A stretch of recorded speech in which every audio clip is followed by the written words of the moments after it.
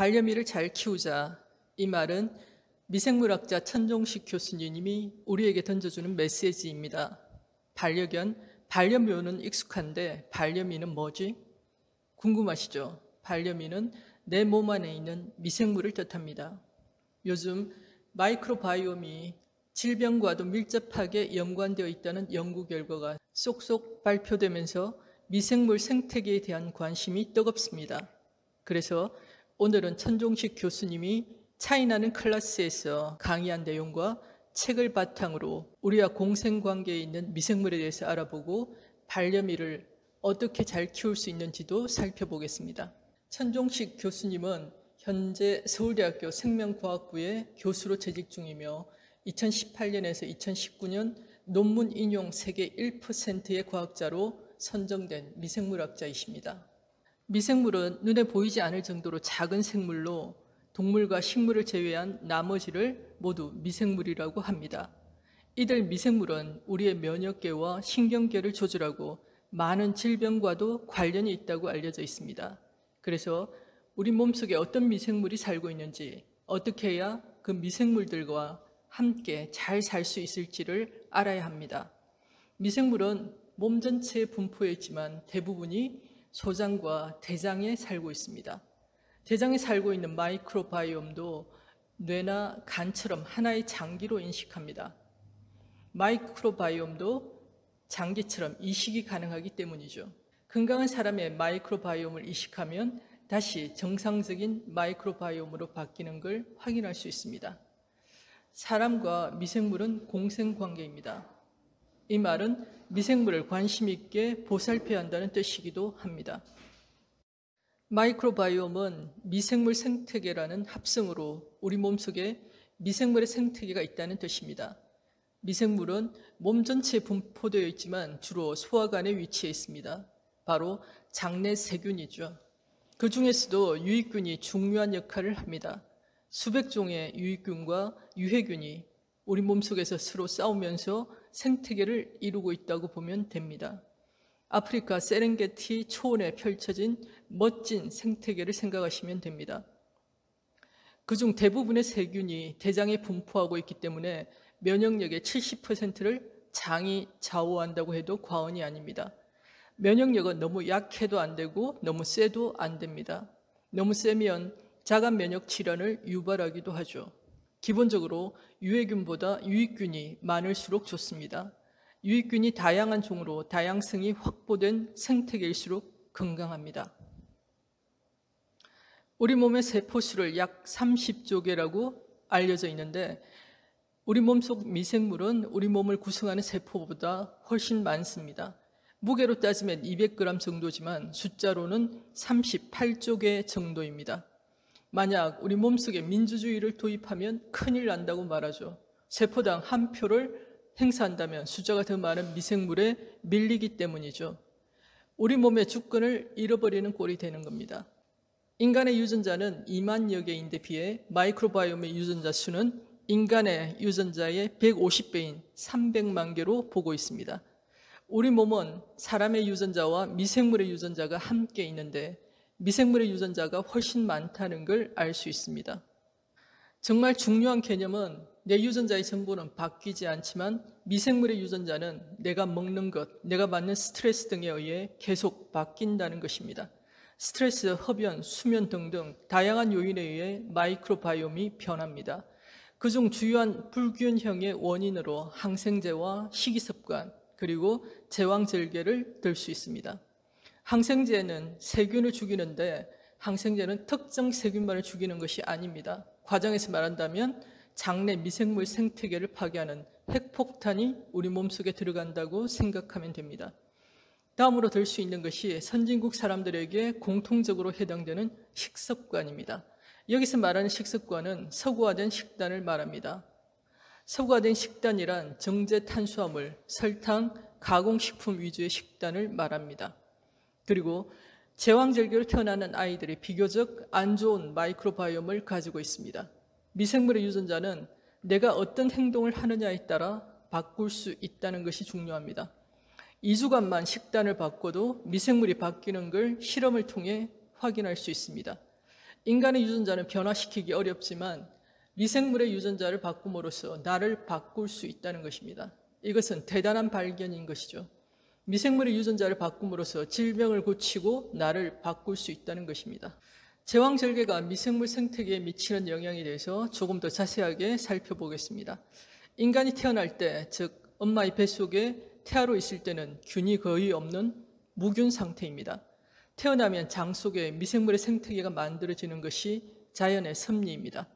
엄마는 아이가 태어날 때 산도의 길목인 질 속에 미생물 종류를 바꿔줍니다.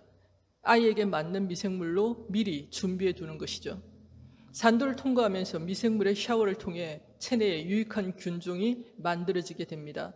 면역의 시작인 것이죠. 그런데 제왕절개로 아이가 태어나게 되면 산도를 통과한 태아와는 다른 미생물이 몸속에 구성된다는 연구입니다. 제왕절개로 낳은 아이는 나중에 비만이나 아토피 등의 질병이 더 많이 발생하는 것으로 알려져 있습니다. 사람의 장세포와 마이크로바이옴 사이에 점막층을 두텁게 만들어서 서로 경계를 하고 있는데 초록색이 표피세포와 점막층입니다. 이걸 사이에 두고 장세포와 미생물이 마주하고 있는 것이죠. 사람 세포는 우리가 먹는 음식을 통해서 반을 먹고 나머지 반은 유익균이 만들어내는 짧은 사슬 지방산을 먹고 삽니다. 짧은 사슬 지방산은 사람 세포의 에너지원이자 면역을 높이는 등 다양한 역할을 하기 때문에 미생물이 짧은 사슬 지방산을 만들지 않으면 장세포가 굶게 된다는 뜻입니다. 또한 장 속에는 염증을 유발하는 세포와 염증을 줄이는 세포가 같이 공존하고 있는데 이것들의 밸런스를 맞추는 일도 바로 장내 미생물이 하는 역할입니다. 미생물이 굶으면 장 속에 염증을 유발하는 세포가 우세하여 염증성 장질환뿐만 아니라 전신을 돌면서 염증을 유발하게 됩니다. 이런 과정을 통해 장내 미생물이 망가지면 다양한 질병이 발생하게 됩니다. 세계적인 학술지에 발표된 논문을 근거로 말씀드리면 장에서는 크론병이라든지 염증성 장질환이 관련되어 있고 대사질환으로 제2당뇨와 비만, 그리고 간에서 비알코올성 간질환을 일으키고 자가면역질환으로 아토피, 류마티스 관절염, 뇌질환으로 치매, 우울증, 파킨슨병, 자폐 스펙트럼, 심혈관 질환으로 동맥경화, 심근경색, 뇌졸중, 고혈압 등 다양한 질병과 연관되어 있습니다. 최근 논문이 무려 6만 편 정도 나와 있습니다. 면역을 조절하는 장내 생태계에 변화가 생겨서 면역에 이상이 생기면 뇌로 신호가 가서 뇌도 이상을 일으킵니다. 그만큼 장과 뇌는 밀접하게 영향을 주고받는 관계라는 것이죠. 장과 뇌는 미주신경으로 연결되어 있고 호르몬이나 면역계를 통해서도 서로 영향을 줍니다. 연구 결과에 따르면 치매가 발생한 쥐에게 정상적인 장내 미생물을 계속 이식했더니 치매의 진전이 훨씬 더디어졌다고 합니다. 먼저 치매가 발생했을 때 뇌에서 늘어나는 베타 아밀로이드와 타우 단백질의 양을 줄어들게 했다고 합니다. 과거에는 비만의 원인이라면 칼로리 높은 음식을 많이 섭취하고 운동을 하지 않았으라고 생각했죠. 그런데 최근 연구에 따르면 살이 찌는 것도 장내 미생물 생태계와 굉장히 밀접하게 관련이 있다고 합니다. 일란성 쌍둥이 중에서 한 사람은 뚱뚱하고 한 사람은 날씬한 사람의 마이크로바이옴을 무균 상태의 쥐들에게 이식했습니다. 이들 쥐에게는 다른 세균이 전혀 없으므로 쌍둥이의 마이크로바이옴을 그대로 갖게 되겠죠. 모두 똑같은 조건으로 맞춰진 뒤 살펴봤더니 뚱뚱한 사람의 마이크로바이옴을 갖는지만 뚱뚱해졌습니다. 이 쥐는 식욕도 좋아졌고요. 비만의 중요한 원인 중 하나가 마이크로바이옴이라는 것을 밝힌 중요한 논문입니다. 우리 몸에 있는 세균들은 유익균과 유해균, 그리고 아직 알려지지 않은 모르는 균으로 나뉩니다. 유해균은 몸속에 염증을 유발하는 반면 유익균은 식이섬유를 분해하고 에너지를 보충하며 필수 비타민을 생성하는 역할을 합니다. 장내 벽을 강화하고 면역계도 조절합니다. 지금까지 세포는 내가 먹는 음식만 먹고 사는 줄 알았습니다. 그런데 미생물도 내 세포를 키우고 있었다니 신기하지 않나요? 반려미는 바로 내 안의 미생물을 말합니다. 그렇다면 이제 반려견, 반려묘만 잘 키울 게 아니라 나와 공생관계에 있는 반려미도 잘 키워야겠죠. 만약 미생물이 좋아하는 음식을 먹지 않으면 어떻게 될까요? 2016년 스탠퍼드 대학교 저스틴 소넨버그 교수가 실험을 했습니다.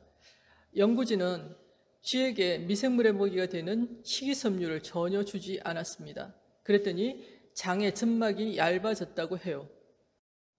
우리가 장내 미생물에 먹이를 주지 않으면 이 세균들이 장내 점막을 먹어버립니다. 그러면 자칫 장에 구멍이 생겨서 그 작은 틈으로 미생물이 만드는 독소 같은 것이 들어가서 염증을 일으키고 다양한 질병으로 발전할 수 있습니다. 튼튼한 장벽을 갖추려면 반드시 미생물을 잘 먹여야 합니다. 그럼 바람직한 식습관에 대해서 알아보겠습니다. 먹는 것을 세 분류로 나눠서 먹습니다. 하나는 나 자신이 먹는 것, 다른 하나는 미생물이 먹는 것, 마지막으로 그냥 몸에서 배출되는 것으로 세 가지를 챙겨 드시면 좋겠습니다. 미생물도 못 먹는 것은 결국 대변으로 나가거든요. 특히 변비가 있는 분들은 섬유질이 풍부한 음식들을 많이 드시는 게 좋습니다. 이런 음식들은 미생물도 못 먹지만 배변 활동을 돕는 음식들입니다. 내가 좋아하는 것만 먹겠다는 이기적인 생각을 조금 버리고 미생물과 친화적인 음식들을 찾아서 많이 먹으면 결국 우리 몸도 좋아지는 것이죠. 미생물을 위한 먹이 맥은 미생물 총 접근 가능 탄수화물로 인체는 소화하지 못하지만 장내 미생물은 소화할 수 있는 탄수화물을 의미합니다. 그 종류로는 도정하지 않은 곡류, 콩류와 견과류, 껍질째 먹는 과일류, 녹말의 양이 적은 채소류, 해조류, 엽채류, 버섯 등이 미생물이 좋아하는 먹이들입니다. 장의 표면에 존재하는 장내 세균이 플로라, 꽃의 여신처럼 예쁘지 않나요?